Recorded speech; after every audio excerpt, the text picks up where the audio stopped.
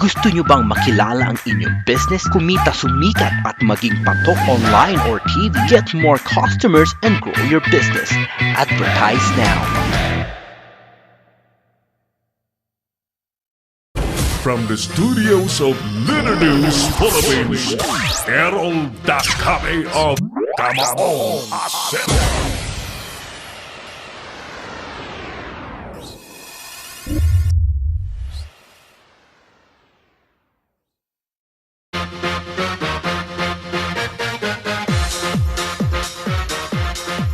Kaya po ano pang inyong sagot dito sa ating survey question? This is a survey question. This is not my opinion. Ito po yung tanong natin. Ito ay issue na ang issue po ng trapiko ay gustong-gusto po nating masolusyonan. Ano? And we have people, the President had appointed people that supposedly solve all problems na kaya po nilang re-resolbahin. Katinang ilong ko, sorry ah. Naulanan po ako kahapon. Pumunta po ako sa doktor kahapon. After our show, nakamotor lang po ako. Pagdating ko sa clinic, salisi kami ng doktor. Nagmotor din yung doktora, palabas pa uwi. Pasado alas 4:30 yata yun. Pagkapasok ko sa klinika, biglang bagsak yung ulan. Hindi ako makalabas. Wala na yung doktor. It takes more than 30 minutes. Ang tagal. Sabi ko, hindi yata titilang ulan eh. Gusto ko nang iwanan yung motorsiklo. What I did, nung numipis ng konti, nirat-rat ko na yung ulan. Ayan, pagdating ko sa bahay ay eto na ako. Hatching ng hatching. Parang si Tandang Gusting. Naalala niyo yung kantang Hatching ng hatching si Tandang Gusting. Ay, nako. Posible ba o hindi ang 5 minutong biyahe mula Cubao hanggang Makati? Tulad po ng ipinapangako sa taong bayan. O bueno, habang hinihintay po natin yung ibang comments, alam niyo po, nagulat ang napakarami nung magsalita si DFA Secretary Teddy Boy Locsin tungkol po sa naging reaksyon naman ni Vice President Leni Robredo sa kanselasyon ng mga diplomatic passports, no? Naging issue po yung diplomatic passport dahil ginamit po ito ni former DFA Secretary Del Rosario nang siya po ay pumunta sa Hong Kong, pero pinigil po siya sa airport ng Hong Kong. Di po siya nakapasok sa Hong Kong at pinauwi po siya. Ang nangyari, pagdating pa rito sa Pilipinas, kinansila bigla ni DFA Secretary Teddy Boy Locsin yung lahat ng diplomatic passport. I don't know kung yung sa kanya, kinansilan niya. Kasi of course, as the highest diplomat of the country, yung secretary may sarili din niya na diplomatic passport. Kaya lang ang sinasabi, hindi daw dapat gumamit nun si Del Rosario na isa pong bilyonaryo. Napakayaman pong tao nito. And he was the richest cabinet secretary during Pinoy's time. Siya po ang pinakamayaman. I think he was declaring sa kanyang salin. He declared in his salin na parang meron siyang, kaano ba yun? Bilyon ng pera niya. Bilyonaryo. So, ang nangyari, kasi ang issue kasing binanggit ni Mr. Del Rosario sa Hong Kong nung tanongin siya ng airport immigration kung saan pupunta, kung anong pakay sa Hong Kong. Ang naisagot yata ni former Secretary Del Rosario, ifa-follow up yung kaso sa na pinail kay Chinese President Xi Jinping. Parang siguro may instruction na yung China na pagkaganyan huwag nang papasukin or makita lang si Mr. Del Rosario tulad ng nangyari po kay Morales, dating ombudsman na Conchita Carpio Morales, ipahaya sa publiko, pauwiin sa Pilipinas. Na-aggravate pa ng todo ng kansilahin nga po ng gobyerno yung diplomatic passport. Now, well, the issue being mentioned by the government, hindi na dapat siya naggumamit ng diplomatic passport because he was not anymore a government official and he was traveling privately. And he's not traveling for an official business. Official function at that. Nag-react ngayon yung Vice President Robredo. Yung reaction naman ni Vice President Robredo, umani naman ang personal na reaction ni DFA Secretary Teddy Boy Locsin. Ang mabigat, nakapagbitaw ng salita si Teddy Boy Locsin na boba. Boba daw yung Vice Presidente. Sa kanyang Twitter, sinabi niya pa na kung sino ang may mabait dyan na tao, nabigyan ng utak daw si Vice President Leni Robredo. Umani yan ng batikos. Ay tila walang kumampi kay Secretary Locsin.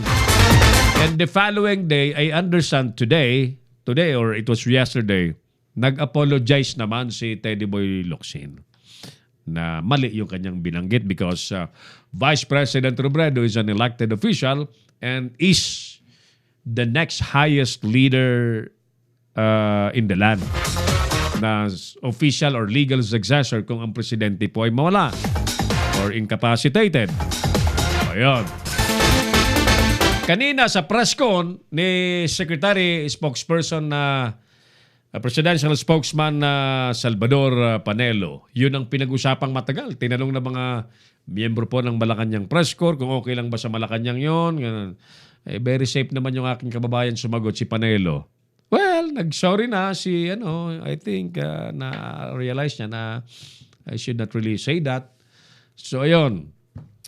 So, uso sa Pilipinas ang magbitaw ng masakit na salita and later on magsusorry. Mabuti pa siguro, ang gawin po nila, mag-isip muna bago magbitaw ng anumang salita. Na hindi nyo po pagsisisihan kasi nagsisi naman siya, no? Si Secretary Teddy Boy Locsin because he really realized na mali ang kanyang binitawang salita. Imaginin mo na tawagin mong bobang isang elected official. Kahit yan ay hindi vice president o yan ay elected official po yan. Kung ikukumpara po yan kay Teddy Boy Locsin, si Teddy Boy Locsin is just an appointed official. He's not an elected official. Ibig sabihin, kung ikukumpara mo ang elected official sa appointed, ang trust and confidence lamang na basehan ng kanyang pagkakapo ay sa isang tao, sa presidente. Yung elected official ay tiwala yun ng mga mamamayang bumoto. May mga nagsasabi naman, anong bumoto? Under protest yan ang vice president na yan. Hanggang ngayon, unresolved pa rin ng PET, Presidential Electoral Tribunal. Hari nawang yung issue yan, ma-resolve na rin, Kasi halos 2 taon na lamang ang termino pong pinagsasamahan ng presidente at vice-presidente. By 2022, election na naman, presidential election na naman, di po ba? Ayan po ang mga nangyari. Tapos, of course, inaabangan po natin ngayon what's really gonna happen sa investigasyong isinusulong joint probe or mayroon pang third party na babantay po, magiging mediator sa nangyari pong pagpapalubog ng Filipino vessel ng mga inchik naman. Sana may managot, Kung anumang danyos na incur sa mga Pilipino, bayaran ng mga may sala. Ang problema dito, marami sa ating mga public officials ang nagsasabi, aksidente lang yun. Aksidente lang. Kaibigan natin, magdahan-dahan tayo. Kaibigan natin ng China. Kaya ako, ano man tawag ko doon? Yes, sige. Okay, that's a friendly bomb. That's a friendly bomb kasi kaibigan natin.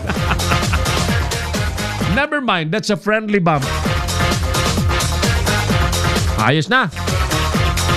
Ang bilis naman ng ating oras, 3 seconds. Mga kaibigan, dito na tayo sa ating sagot. Posible ba o hindi, ang 5 minutong biyahe mula sa Cubao hanggang sa Makati?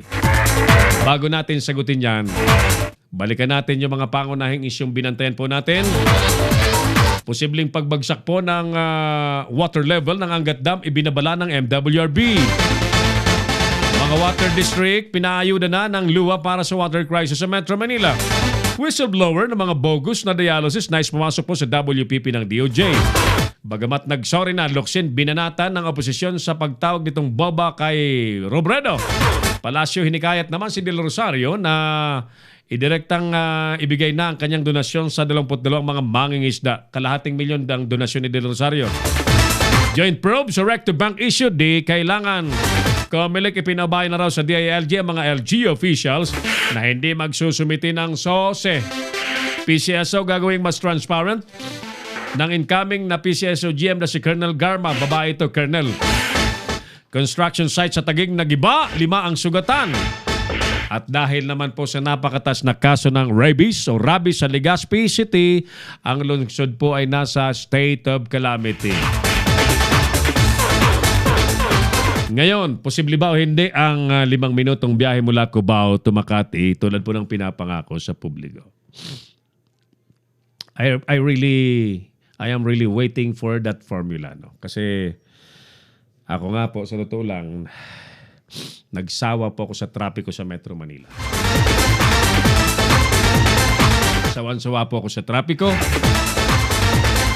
Paglabas ng bahay, planchadong-planchado po ang damit. Nakasasakyan, naka-SUV. Dahil may time na hinahabol, yung time slot natin sa programa, hindi pwedeng malate. Bigla kong aakyat sa MRT. Makikipagsiksikan ako sa MRT. Ang pagdating ko po sa Makati, paglabas ko ng MRT, para na po akong nagkaluray-luray, para akong nilipastangan dahil gusot-gusot na po yung damit kong planchado bago umalis. Hari nawa! Ako, ang masasabi ko dyan, hari nawa! Sana nga mangyari po yan. Napakaganda kapag nangyari po yan. Kung posible, Diyos na nagsabi. Diyos po ang nagsabi na kapag tayo po ay nasa Kanya, walang imposible. Oh, Diyos na nagsabi. We just have to find the right solution. Ang mga basic elements po dyan, grabe ang volume ng sasakyan, hindi dumadami ang kalsada, napakaraming tao. O yan ang mga dapat i-consider na po dyan sa paglalatag ng tamang formula. Ulitin ko, ang sagot ni Errol na kami po ay hari nawa. Sa ngalan po ng ating mga nakasabay sa paglilingkod sa ating mga manonood ngayong araw, Broadcast Officer Clarence Andaya with Earl Nico da kami. Kasama pa po natin remotely si Engineer Oliver Lico, Creative Director Mark Anthony Reynoso, and Creative Producer Carlo Reyes. Ako pa rin po ang inyong kamaong asero, si Errol na kami. Maraming salamat. God bless Pilipinas. Inyong napanood ang mga batas na banat ni Errol na kami sa Kamaong Asero. Abangang muli dito sa Little News Philippines.